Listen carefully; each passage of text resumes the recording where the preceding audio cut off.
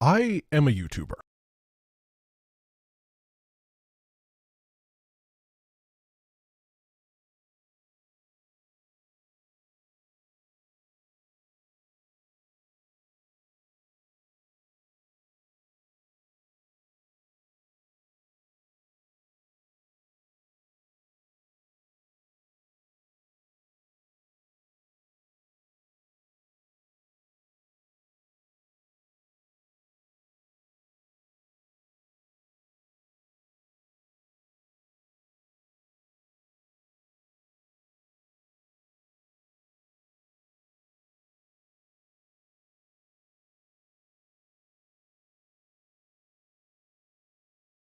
Specifically, I'm a YouTuber who doesn't do in-video sponsorship deals because I think they ruin videos. This means that between 70 and 80% of my revenue comes from viewers watching advertisements before and during my videos. So I'd like you to keep in mind that I'm heavily biased towards these ads when I say YouTube has gone absolutely off the rails with their ads recently. Actually, it's not just recently. I've become more and more concerned about YouTube's increasingly aggressive desire to force as many ads down people's throats over the last couple years. Every time that YouTube rolls out a new feature relating to ads, generally a way to make you watch more of them, I read comments and I see a ton of misinformation about how all this works. And many YouTubers are intentionally obtuse about it all because they don't want to bite the hand that feeds them.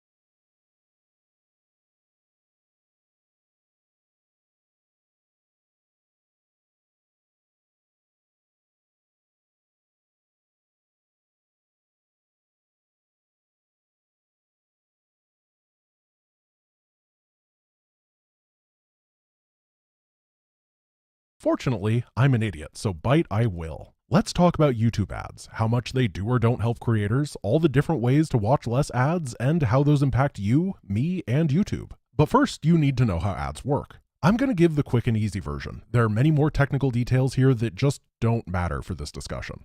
But first, let me take a moment to talk about our sponsor, HelloFresh. HelloFresh is a meal kit that is delivered straight to your door for a low price.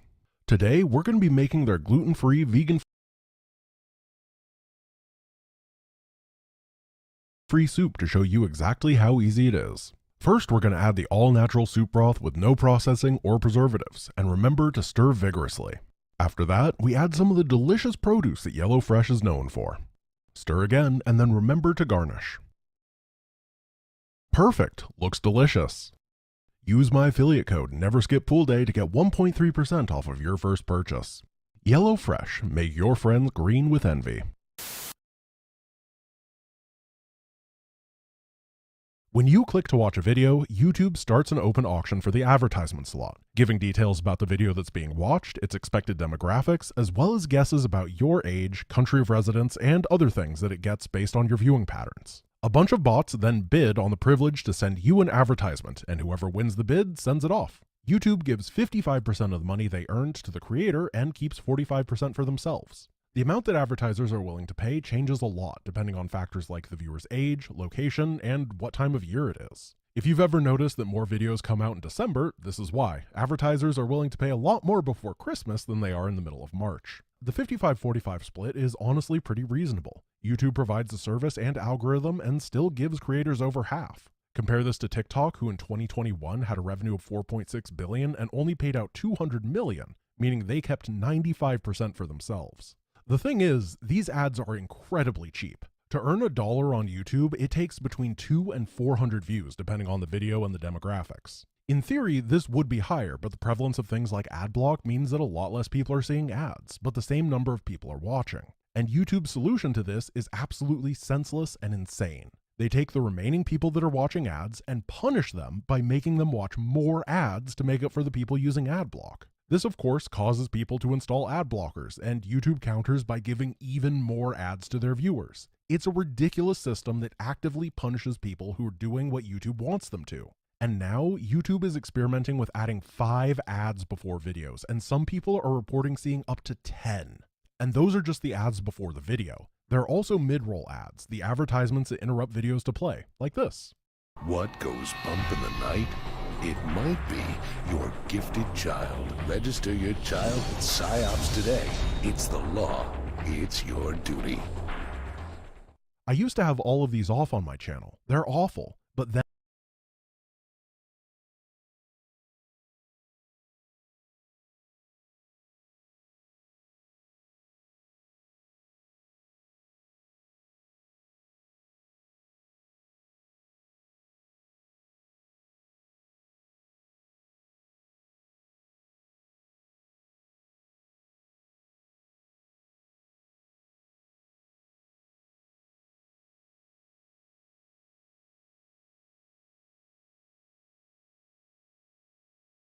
a year or so ago, YouTube came out and said, hey, if you're not properly putting advertisements inside of your videos, we'll do it for you and take all the money. YouTube does have a nice tool that helps creators place mid-roll ads into videos. It will scan for fades to black with little audio, natural transition points, and then place an ad there for you. Well, it would be a nice tool if it weren't for the fact that it's ridiculously aggressive.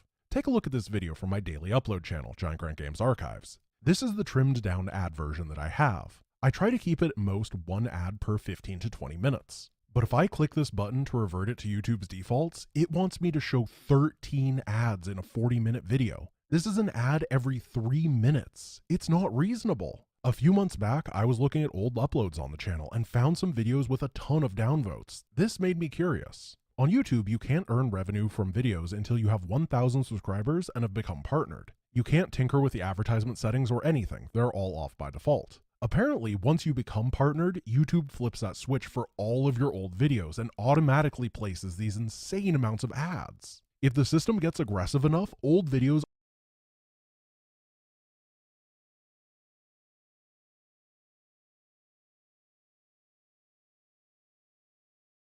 are completely unwatchable.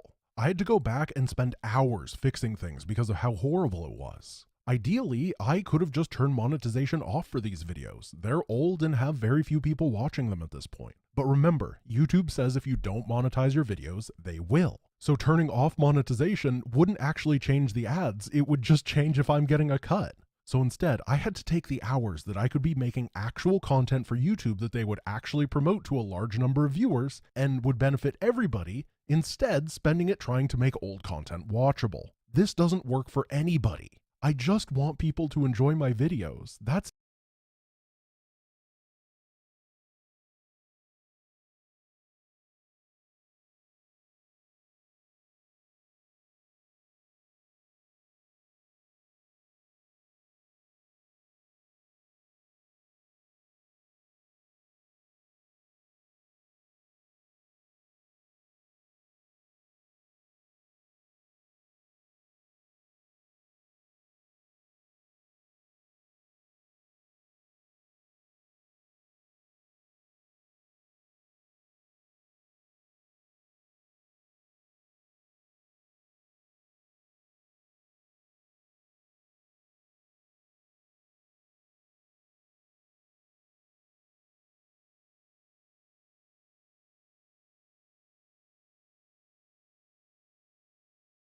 it. I don't do in-video sponsorships because I think they make videos bad. I try to minimize mid-roll ads for the same reason. And yet, many of you have had to endure a slog of ads to get here, and I hate it. So let's talk about solutions, as well as the costs and benefits of each. The easy answer for many is get an ad blocker. uBlock Origin is by far the best in this regard. It's free, lightweight, never pops up asking for donations, and is consistently kept up to date by the team of volunteers.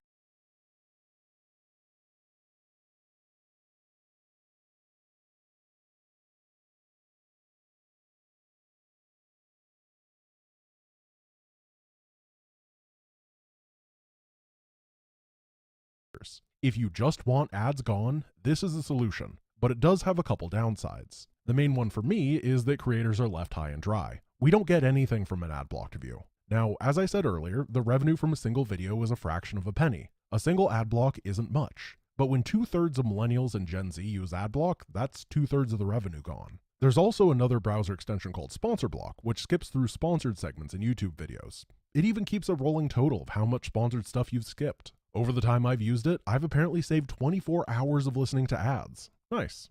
Theoretically,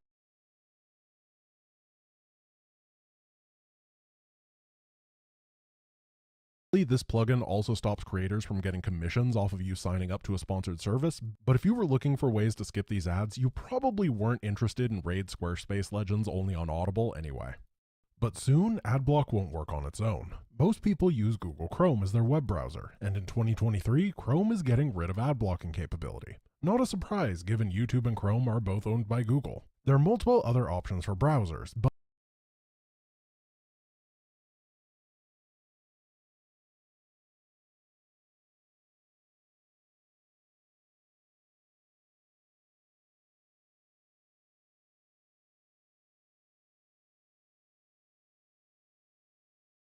but there is a potential trap here. Many browsers like Brave, Vivaldi, and Microsoft Edge all use Chromium as a base. This means that Google has potential leverage over them. I could totally see a future where these browsers are forced to remove ad blocking in order to keep their licenses. There is one universally available option that has nothing to do with Chrome, and for many of us, it's an old, forgotten friend: Firefox. Back in the days before Chrome, Firefox was the cool kids browser. They have a focus on privacy and aren't owned by any megacorp. It turns out they've just been chilling for the past 10 years, and honestly, it just feels like Chrome.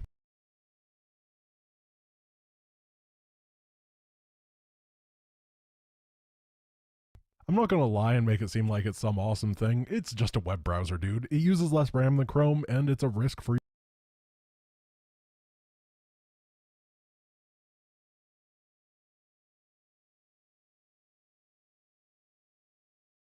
easy switch. But what about the ways to skip ads and still support creators? This is where YouTube Premium comes in. Kind of. YouTube Premium is a monthly subscription service that allows you to avoid ads on all platforms, gives you access to YouTube Music, download videos, and you can play YouTube videos when the app is minimized on your phone or tablet. One awesome thing about YouTube Premium is that it pays creators. YouTube tallies up how much you watch of various creators and then divvies up some of the subscription fee to them. I really wish Premium were a good solution, but the problem is how horrible YouTube is at managing it. The only option being $12 a month is both pricey and inflexible. Like, I don't need YouTube Music, why am I paying for it? And I definitely don't need to download videos. Are they expecting me to download 10 hours of Nyan Cat so I can watch it while I go camping? It's pretty obvious that Premium comes bundled with a bunch of stuff that people don't care about so they can make it more expensive. To cap it all off,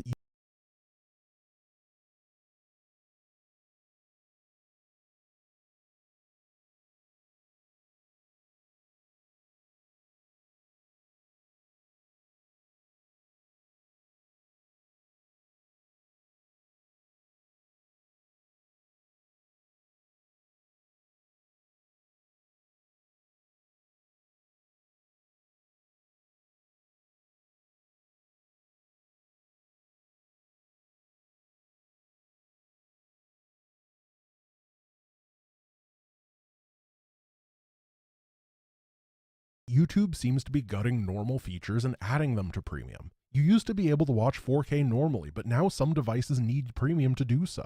If YouTube were using Premium money to develop new and cool things for Premium users, I would absolutely support it. But stripping away things people are already using and putting them behind a paywall is super scummy. It's a shame. Premium is close to being great, but the lack of pricing options and sketchy behavior makes it tough to recommend. If you want to use an ad blocker but also support a creator, there are a few options to do that. The first one that always gets touted by YouTubers, and for good reason, is Patreon. Patreon is a monthly subscription service. Creators set up tiers and you can join one, pay a monthly fee, and sometimes get rewards. Mostly just a shout out or having your name appear in a video. The nice thing about Patreon is they generally give the creator between 90 and 95% of the money. It's also reliable and independent of views, meaning that creators can feel safer to not chase the algorithm, instead making things they want to, and think that their fan bases will like. It is worth mentioning that if you subscribe to someone on Patreon, they can see your email. Generally, this is not an issue, but it might matter to someone, so I thought I'd toss it out there. Another option is a one-time PayPal donation. Well, it's sometimes an option. PayPal generally works fine with low fees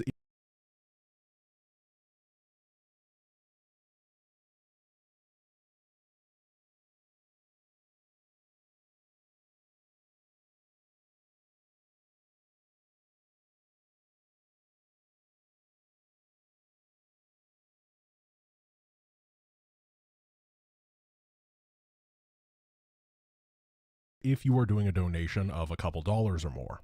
But if you want to send a little bit of change to a creator, then the fees are insane. Here's a donation I was given for 89 cents, where PayPal took 2/3 of it in fees. This does only happen with small transactions, but it's totally lame. PayPal is also pretty sketchy in terms of privacy. If you send someone money, they can see the name associated with your account, email associated, and if you have a shipping address, which for most people is also their home address, that can be seen as well. Does it matter? Probably not, but I think you deserve to know just in case. There are also YouTube channel memberships. Any channel with them enabled, you can join. There are different pricing tiers and in theory rewards, but it's basically just Patreon at home. The channel owner gets 70% of the money and YouTube gets 30%. It helps support both creators and the platform, but I feel like memberships should give ad block to the channel or something. The only benefit that YouTube is giving for that 30% cut is making it slightly more convenient than Patreon. So what's the answer here? Well, there's a ton of options and everybody's situation is you just get Firefox and use ad block. If you really like a channel, give them $1 on Patreon. If YouTube Premium works for you, that's awesome, but it's inflexible and they need to address that if they want to be a success. In the end, the large majority of creators I've talked to just want you to watch and enjoy our videos. We trust that as long as we're providing good and enjoyable experiences, then things will work out. It's frustrating for both you and us to have to deal with the greed of a multi-billion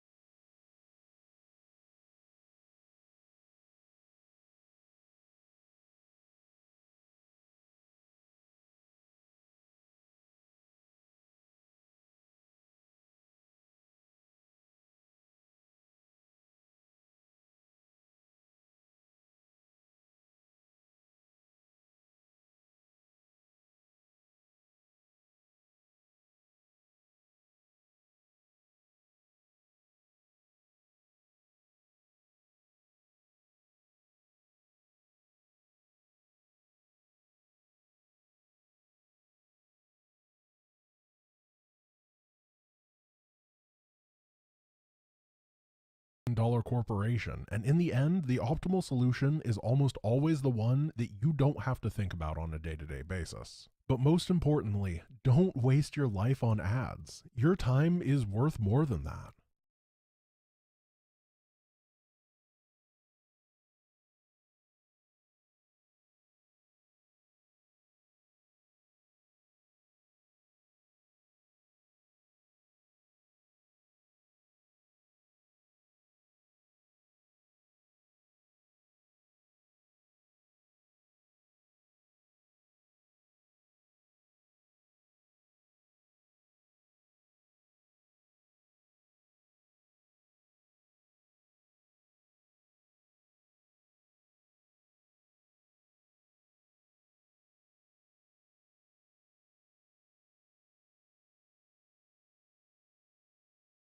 Genzo Shibata, professionally known as Animal Mask, is preparing to wrestle his opponent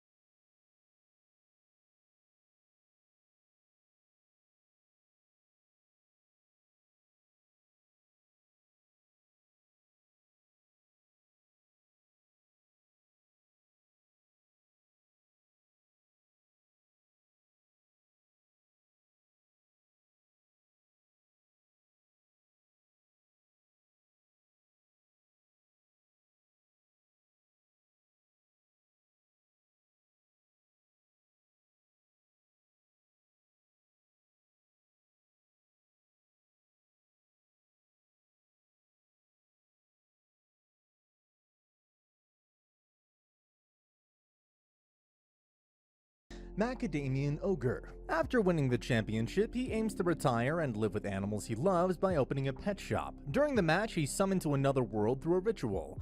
The girl who performed the ritual acknowledges him as a hero. Animal Mask is clueless to what's going on. The girl introduces herself as Princess Altina Elgard Ratis. She has summoned him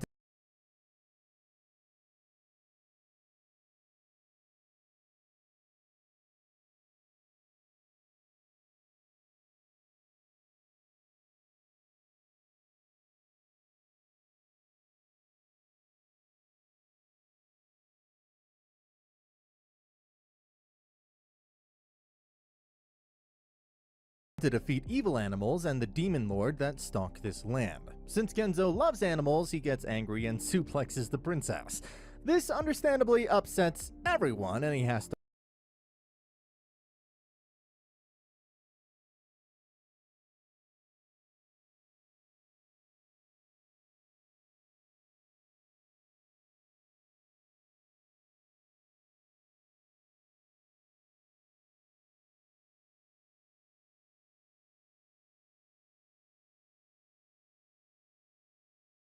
run away. He takes off his mask to get them out of his hair, but they persist. A cat girl and her brother plan to capture him and use him as a slave, but Genzo's love for animals quickly overwhelms them. He stops when he sees a beast girl being sold by her master. He intervenes by suplexing him. The siblings take the owner away. The beast girl thanks him. Since they're out of money, the two decide to work at a hunter guild.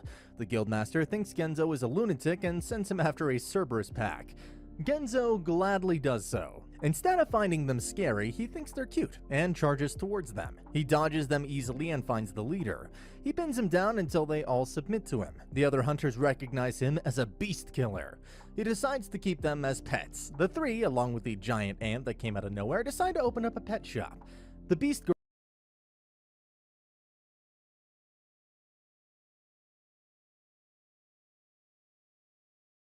Shigure wants to be a part of the shop due to money, but first they need money to open that shop. Shigure also owes money to her owner. Genzo hears a hunter calling him a beast killer. This angers him and he punches him away. For a reward, Genzo accepts the quest of catching a salamander. Heat Hayes, the guild's strongest warrior, asks him to join his team. Genzo's about to accept, but aggressively declines when he learns that they plan to kill the salamander. Shigure steals his sword as they leave. Genzo easily tames the salamander and collects the reward. With the money, Shigure pays her debt to her former owner. Meanwhile, the noble half-elf human, half-dragon girl, Linda Brea Fafnir Guildmarag, is tired of eating beast meat and wants to eat something else. Genzo captures more and more beasts for his collection. This means he needs to find a place for keeping them ASAP. Genzo takes on the task of fighting orcs as it pays the most. Genzo and Sigurd travel to where orcs live. He challenges the strongest orc to a fight. After an evenly matched fight, the orc is defeated. He earns their respect and collects the reward. Genzo purchases a house to sell pets, but fails to secure the loan from the bank. Meanwhile, Lindbrea is seen in the town. Genzo has his pet shop ready, but he can't get it running without the loan.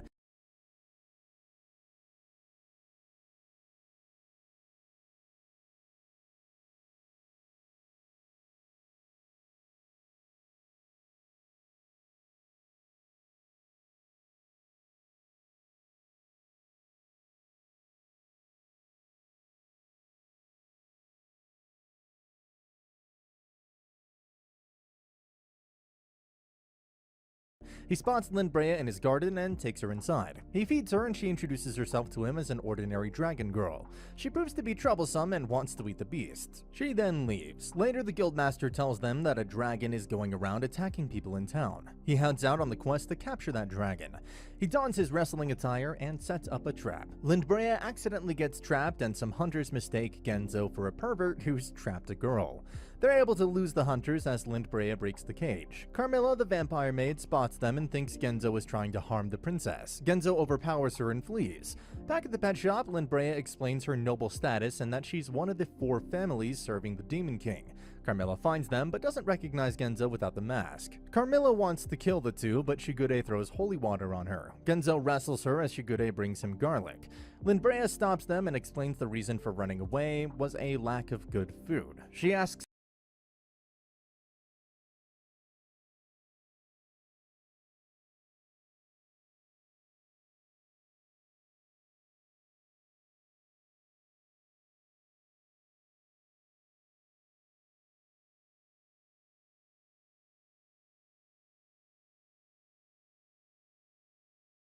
to stay, and Genzo hires her as a helper and renames her Hanako. Princess Altena has been nicknamed Princess Buttocks after the incident, which pisses her off. Meanwhile, Shigure is worried since the shop's money is being spent on Hanako's food, Carmilla's alcohol, and pet food while she does jobs to make money. They're visited by the bank's representative, who reminds them that their loan will be denied unless they pay the down payment. All of them decide to work to make the money, but they prove to be bad at their jobs. Guildmaster helps Shigure by tasking them with capturing a griffin. Along the way, Genzo learns that Griffin gives birth to 2 kids and makes the 2 battle. Only the winner is allowed to live, while the loser is abandoned. He spots baby griffins fighting. Genzo takes the weaker one and runs away. The parents follow them. He gives the baby to Shigure and fights the parents. He's knocked out and Hanako has to carry them home. The baby soon grows up, making Shigure worry about the food costs. Genzo's opponent, Macadamian Ogre, also known as Mao, has always lost to Genzo despite training hard. He finally gets his big rematch after a long time, but Genzo disappears in the middle of the match, leaving Mao disappointed. Mao becomes depressed and refuses to wrestle anyone but Animal Mask. Meanwhile, Shigure drags Genzo to take on a new job. This gives Wolfgang the opportunity to steal Hiroyuki. But before they can do that, Genzo's ant friend beats them up, leaving the wolf with a fear of ants. Genzo's not interested in completing the job because the targets are mandrakes.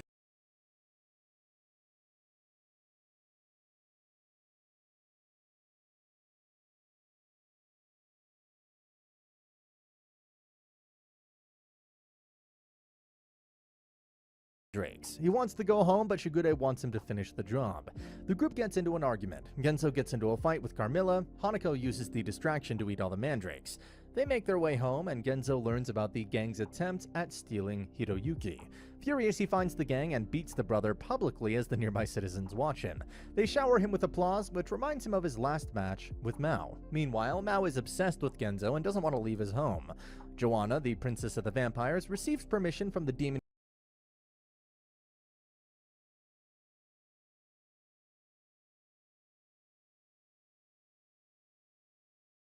King to bring another Demon King from the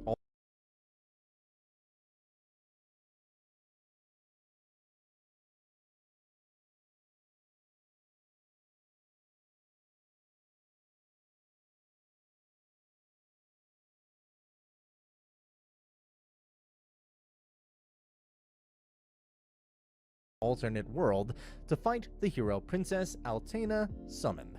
She summons Mao through her ritual. Mao is clueless as to what's happening. Joanna and others mistakenly think of Mao as the Demon King from another world.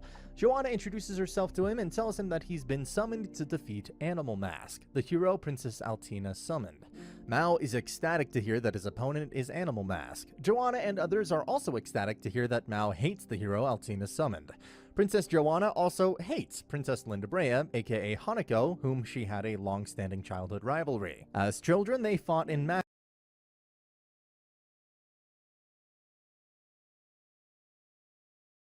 with Hanako always defeating Joanna. Joanna has a flashback to a time when Carmilla brought Hanako to a party. Joanna berated Carmilla for being a lesser vampire. Her intention is to send in a servant that's loyal to her and can reveal Hanako's weakness. Hanako refuses, so Joanna arranges a match between Carmilla and her servant, Rose. Rose is an elder vampire, and as expected, she overwhelms Carmilla with her strength and brings her down. With Carmilla not willing to admit defeat, Hanako admits defeat on her behalf and kneels before Joanna. Later, as they're leaving, they're attacked by Hanako, who transforms into her dragon form and avenges Carmilla. Back to the present, Joanna has heard about Hanako escaping. She thinks Hanako is finding the hero so she can defeat him for glory. Joanna wants to do it first, though, through Mao. Meanwhile, Genzo and the others are being stalked by a mysterious girl. The mysterious girl introduces herself to the group as Celis the Hunter. She refers to Genzo as the demon beast killer, which angers him and he punishes her. After he calms down, she explains that she heard about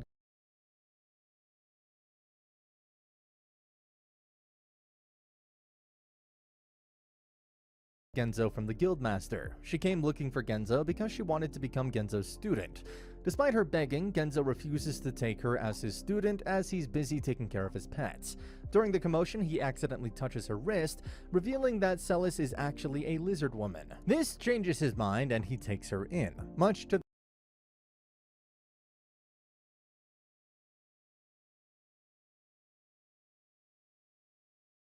the dismay of others. He takes her to the mountain for training. Everyone else also helps Celes. At the end of her training, he gives her a mask to make her look like a female wrestler. She rejects it and reveals that she wanted to train with Genzo, because the other hunters at the guild were making fun of her for being a lizard woman. This sends Genzo into a rage and he beats up the hunters at the guild. The guildmaster demands an explanation and Genzo tells them about the bullying. The hunters realize they were in the wrong and apologize to Celes. Celes is inspired by Genzo to become a better person. Genzo's not having it and tells Celes to go one-on-one with one of the hunters. Celes wins the match by giving the hunter a German suplex. The bank representative apologizes to them after the match and tells them that he was impressed by the battle. He tells Genzo that they're opening a fighting tournament.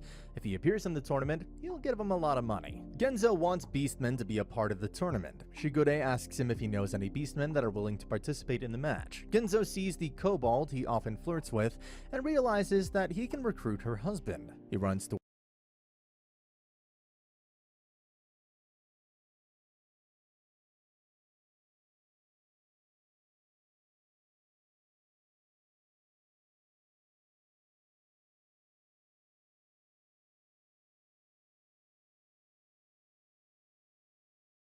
her house and notices that her husband is well built. As the two fight, the husband remembers his time as a warrior. Even though he loses, he's recruited by Genzo for the cause and the two walk away. The wife thinks that Genzo has stolen her husband.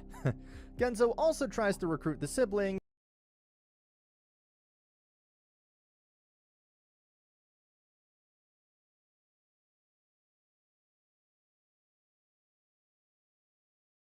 but the wolf is scared of him, so his sister Misha joins instead. Later, he also recruits the orcs and the vampire. Heat Haze also wants to join, but is squashed by Genzo when he learns that he intends to use weapons in the tournament.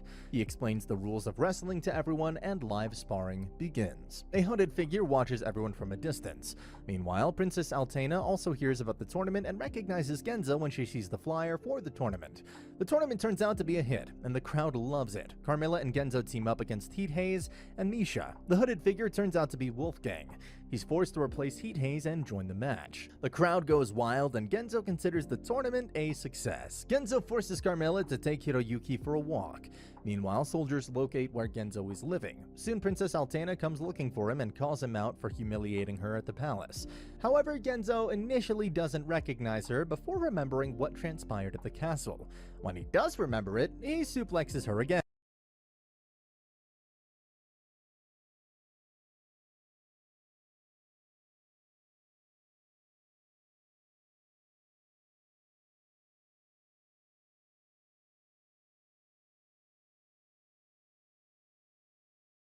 Meanwhile, Joanna tells Mao about Genzo's achievements in this world.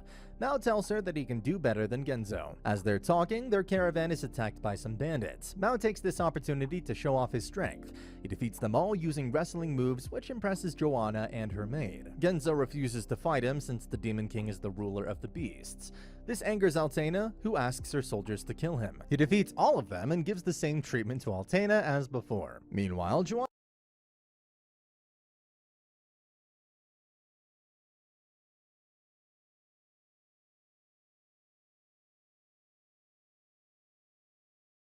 gives Mao control of her Beastman army. Mao uses his wrestler charisma to control the Beastmen. Later, Genzo wonders if the Demon King looks like an animal too. He asks the guildmaster about it and tells everyone that he's going after him. Everyone at the guild recognizes him as a hero. Meanwhile, Hanako gets worried since her family serves the Demon King. Altena comes to tell Genzo about the new Demon King Joanna has summoned. Meanwhile, Mao locates the orc village and starts beating the orcs to learn about Genzo. Meanwhile, Genzo hears about the commotion and meets the orcs who tell him about what happened. The orcs draw a sketch of Mao and show it to Genzo. Genzo immediately recognizes him. Hiroyuki is finally stolen by the Wolfgang. Meanwhile, Altena tries to convince Genzo to protect the citizens, but he refuses. Then he learns about the disappearance of Hiroyuki. Meanwhile, Mao stumbles upon the flyers for the tournament and figures out where Genzo is living. Genzo and his friends look for Hiroyuki all over the town. The bank representative comes to visit them and reveals that he saw Hiroyuki at a noble mansion. Genzo immediately makes his way to the mansion and asks the owner to give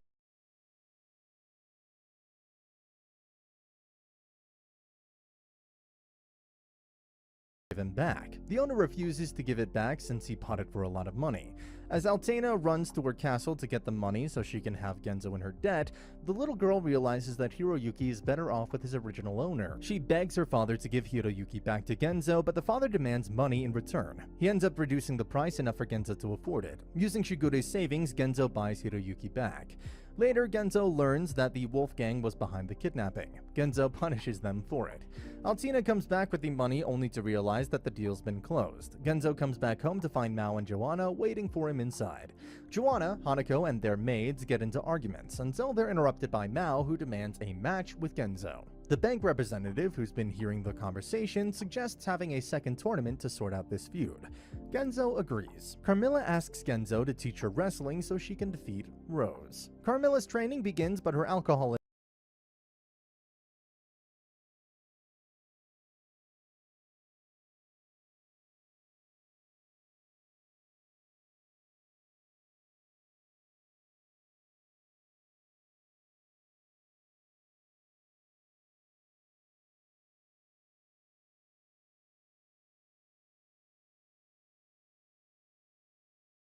addiction makes it difficult for Genzo to teach her.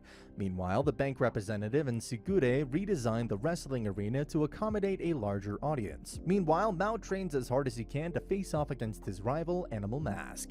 Genzo trains Camilla hard after learning about her rivalry with Rose, and takes away her alcohol to help her perform. Genzo then comes up with matches for the tournament, with the main event being the match between Mao and Genzo. He also recruits Wolfgang to join the tournament after hearing about the money. Shigure and Hanako distribute flyers for the tournament, while Carmilla and Celis train hard for their bout at the tournament. Princess Altea also joins the tournament. The tournament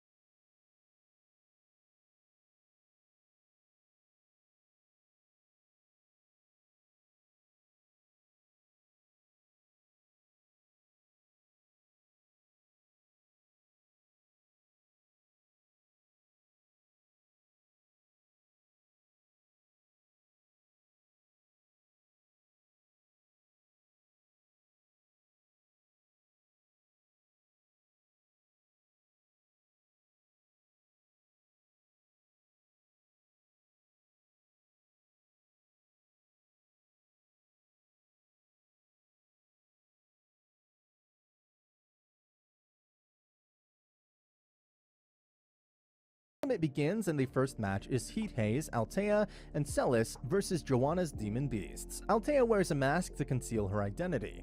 With everyone cheering her on, she's motivated to wrestle. She foolishly runs up to her opponent and gets thrown out of the ring. Celis and Heat Haze defeat their opponents and win the team match. The second match is between the Kobold and Orc versus a Cyclops. The Orc and Kobold come out as winners. In the third match, the siblings are defeated by Yetis from Joanna's army. The fourth match has Rosa facing off against Carmilla. This time, Carmilla puts on a good fight. She hurts Rose but doesn't pin her. This gives Rose the chance to suplex and pin her. Genzo cheers her for putting on a good fight. It's time for the main event between Genzo and Mao. Joanna is confident that Mao will win, but Hanako warns them that Genzo can prove to be a tougher opponent. The match begins and both are being careful. They begin wrestling and get into an argument. Mao asks why he ran away during that wrestling match. Genzo explains that he didn't run away and was brought here against his will. During the match, they clear the misunderstanding between each other and explain their purpose in this new world. Joanna and Rose watch them talking from afar and think that Mao is stupid. Hiroyuki hangs around the ring, which scares Mao since he has a phobia of dogs. Joanna and Rose steal Hiroyuki. Genzo sees this and abandons the match to run after them. The match turns into a brawl between beastmen and hunters. Genzo and Mao get back to the ring. Genzo ends up defeating Mao. Mao acknowledges that Genzo is better than him and says that he would want to fight him again. The hero army is declared as the victor. The match brings hunters and beastmen together for the first time. Princess Altina looks forward to the next wrestling tournament, while Mao leaves for his training. The guildmaster informs the group about a minotaur, so the group leaves to deal with it.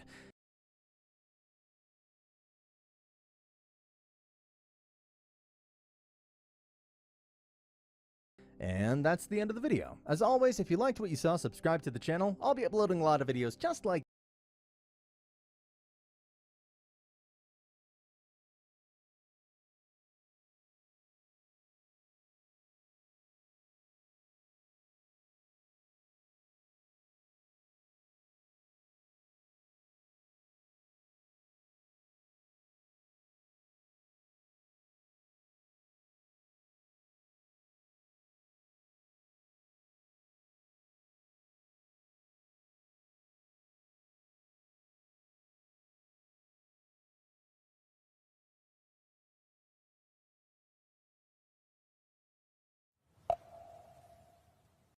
Mushoku Tensei,